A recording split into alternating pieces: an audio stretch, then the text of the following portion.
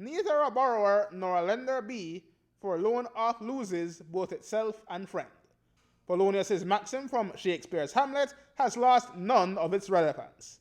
But more recently, we have learned that the business of borrowing and lending in Belize is big business, and in some cases, shady business. Attorney Estevan Perera says the misleading begins from the minute you walk into your neighborhood pawn shop. He presented 5 points that borrowers must look out for when dealing with pawn shops so that they don't end up in an unfair financial arrangement. The first thing is the Moneylenders are supposed to have a sign inside their business, this depicting the 48%, or the maximum annual interest rate that they have. They must also give you the signed contract that states what they're charging, the principal, the interest, all the terms of the agreement.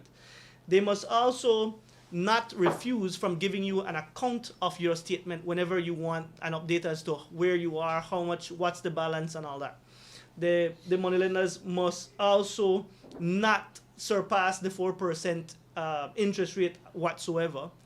And then the fifth one is that the moneylenders are not entitled to keep the collateral that you give. So, for example, when you borrow and the moneylender asks you for your collateral, now what the moneylenders are doing in Belize right now they're asking the borrowers to sign over their property, their house and lot, their vehicles. They even promote it as pawn and drive. That's the common words used right now.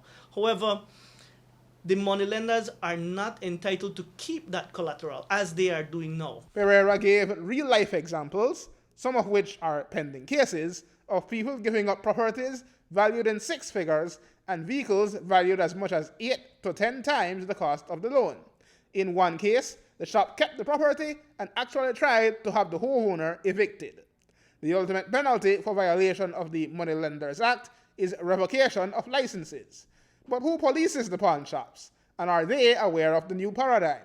Attorneys Perera and authors say they have taken it upon themselves to step forward because of the importance of the issue. I do believe there is a need for increased regulations in terms of an ability for persons wronged to have an avenue to report what's being done to the licensing authority, the persons who grant these licenses.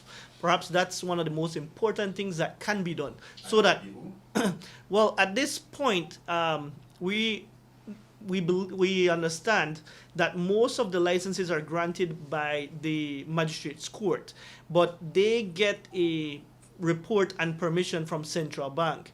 I understand now that Ministry of Finance is going to be involved as well in the application for the moneylenders license. So I believe that one thing that we can do, and perhaps the government can do, is to create a mechanism where reporting by persons who don't have the ability to hire attorneys can send a note or report what is being done to them if it's being done contrary to what's contained in the law. Personal and social circumstances, authors asserts, are at the root of this growing problem.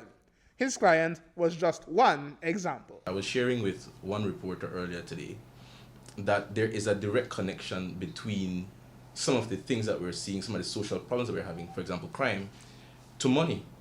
Take, for example, a situation where somebody borrows, somebody who doesn't have an education and doesn't have means, very poor. They fall into a situation where they have to go to the pawn shop.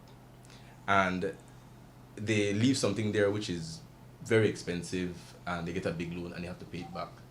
How do you think that person is able to service a 240% interest loan?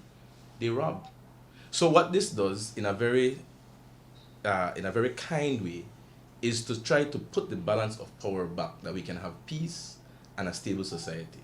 It might sound like a bit of hyperbole, but it is these very small things. If somebody is not desperate, if your healthcare system was solid, that they don't have to go to borrow. In this case, the borrower had lost an eye, and so they went in there to pay medical bills. If they didn't have to pay those medical bills, then they would have gone to the pawn shop. So there's a correlation between the social problems and the predatoriness of what some of the bad moneylenders are doing, because there are good moneylenders as well. Aaron Humes reporting for News 5.